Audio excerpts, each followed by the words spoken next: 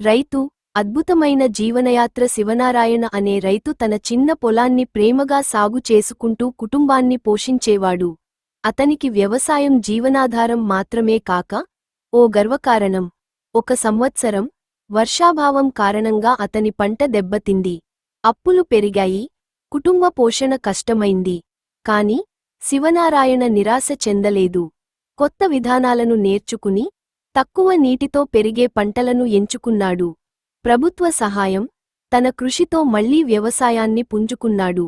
కొన్ని సంవత్సరాల కఠిన శ్రమ తర్వాత శివనారాయణ మంచి దిగుబడి సాధించాడు. తన పిల్లలకు మంచి చదువు చెప్పి కొత్త పద్ధతుల్లో వ్యవసాయం చేయడం ప్రారంభించాడు. ఇప్పుడు అతను ఇతర రైతులకు మార్గదర్శకుడిగా నిలిచాడు. ఉపసంహారం: రైతు శ్రమిస్తేనే మనం కడుపు నిండా తినగలం. అతని కష్టాన్ని గుర్తించి గౌరవించడం మన బాధ్యత. రైతే రాజు, రైతన్నకే భవిష్యత్తు.